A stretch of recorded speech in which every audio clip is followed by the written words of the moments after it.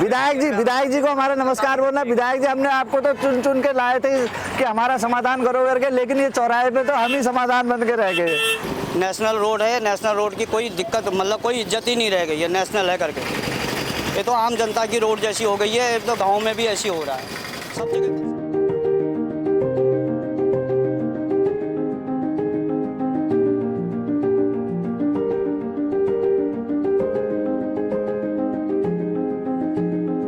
मगर बीच में एक बार मोदी जी आए तो ये रोड को उखाड़ा गया, रातों रात एकदम प्लेन कर दिया गया।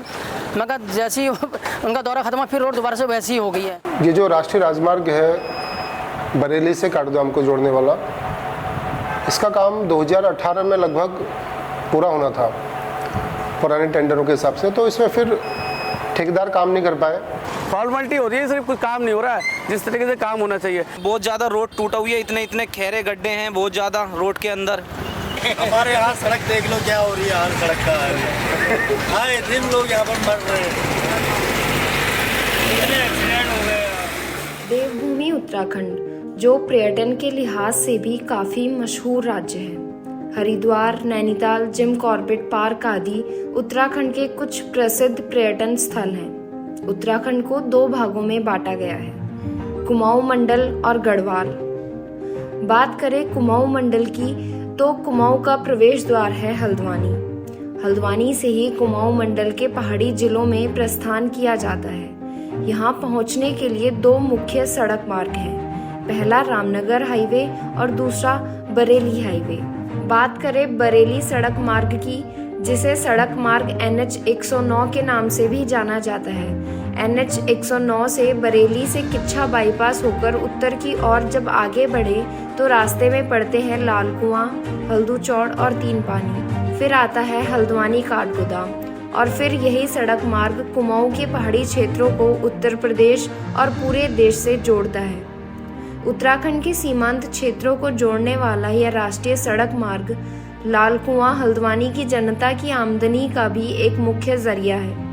इस मार्ग से ही रोजमर्रा की जरूरतों के सामान व व्यावसायिक कार्यों हेतु लोगों का आना जाना लगा रहता है। पंतनगर स्थित सिडकुल में काम करने वाले समस्त हल्द्वानी के लोगों का भी इसी रास्ते से गुजरना होता है।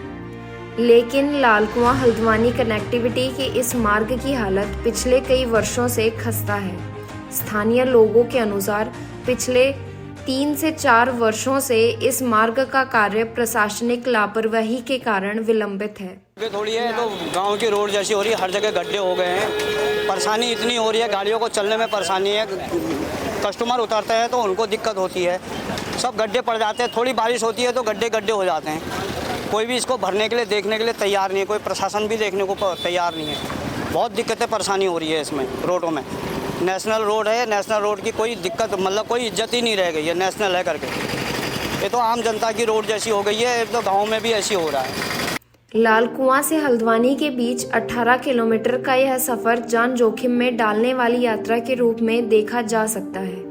इस मार्ग पर करीब 1.5 दर्जन स्थानों पर डायवर्जन के साथ ही सड़क पूरी तरह से क्षतिग्रस्त है। इसमें गड्ढे इतने बड़े हो गए कि 3-4 टुक तो मेरे सामने पलट गए और कितनी गाड़ियां एक्सीडेंट हो गई जिनको हम लोग उठाते हैं, पर यहाँ पर एक्सीडेंट पे एक्सीडेंट हो रहे। प्रशासन कोई भी संज्ञात्मक कार्य नहीं कर रहे।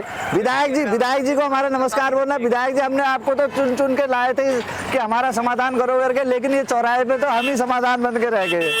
जय हिंद, जय भारत। वन वे होने के कारण वाहनों को अपने लाइन को बार बार बदलना पड़ता है, जो कि दुर्घटना का जोखिम और भी बढ़ा देता है। आपको बता दें कि राष्ट्रीय राजमार्ग के चौड़ीकरण के कार्य को चलते 5 साल से अधिक का समय हो चुका है, लेकिन पृष्ठभूमि पर अभी तक सिर्फ 40% कार्य ही पूरा हुआ है। रोड की दशा तो आप देख रहे हैं कि कितना बुरा हाल है यहाँ पर पूरा, जबकि ये 2018 में पूरा हो जाना था इस रोड को। मगर बीच में एक बार मोदी जी आए तो ये रोड को उखाड़ा गया, रातों रात एकदम प्लेन कर दिया गया। मगर जैसे ही उनका दौरा खत्म हुआ फिर रोड दोबारा से वैसी ही हो गई है, जिसके कारण क्या है आने जाने में बहुत दिक्कत है। बाइक के यहाँ पर जैसे गाड़ियाँ स्लिप हो जाती हैं, एक्सीडेंट बहुत ज़्यादा होता है, क्योंकि गाड़ी वालों को अंदाज़ा नहीं आता कि किधर को हमको जाना है, क्योंकि रोड ऐसी कटी हुई है कुछ समझ में नहीं आता है। और रोड में तो गड्ढे इतने ज़्यादा हैं कि उनका भी अभी रिपेयरिंग होती है, तो बारिश से पहले रिपेयरिंग होती है, बारिश में सारे वो गड्ढे दोबारा पड़ जाते हैं।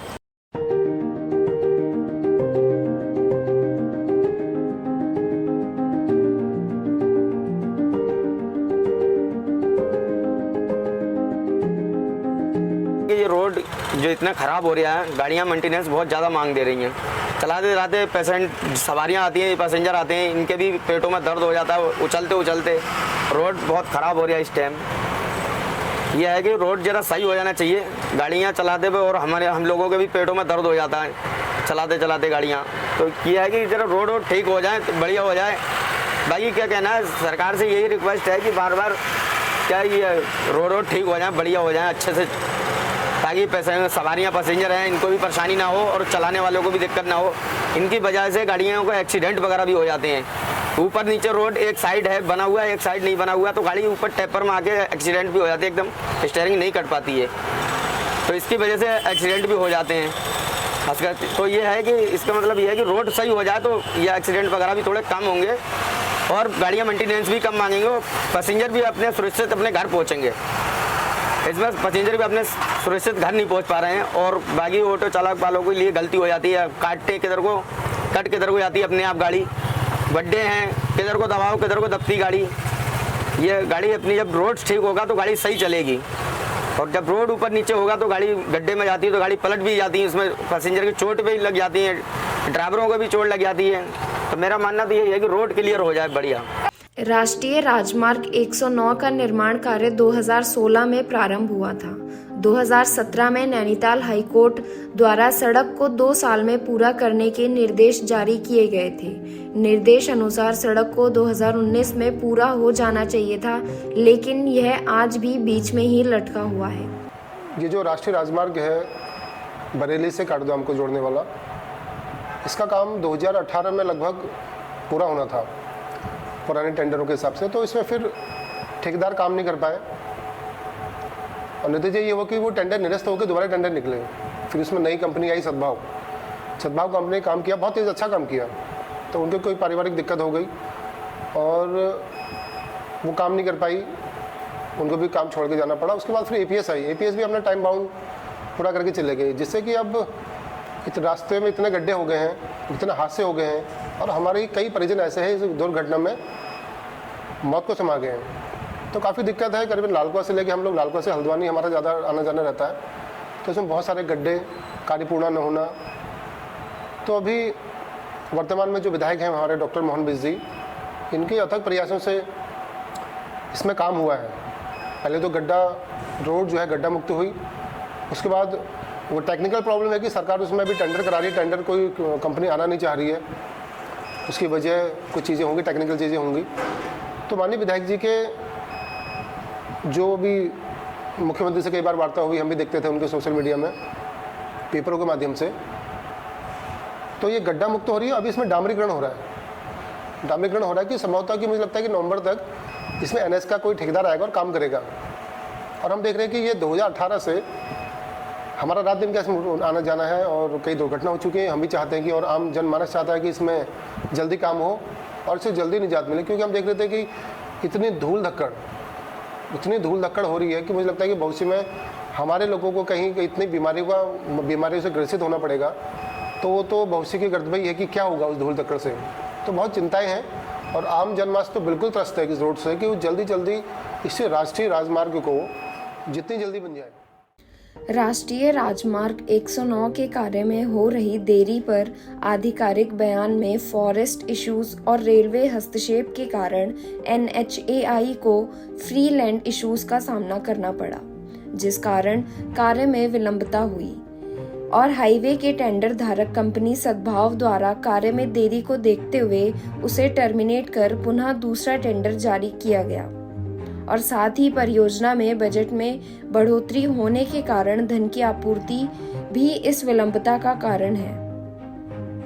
लेकिन राष्ट्रीय राजमार्ग 109 के बीच लालकुआं हल्द्वानी मार्ग से सफर करने वाली जनता के लिए यह आधिकारिक बयान सिर्फ एक जुमलेबाजी है और क्षेत्र की जनता इस मार्ग की यात्रा के सरल व सुगम होने के इंतजार में है।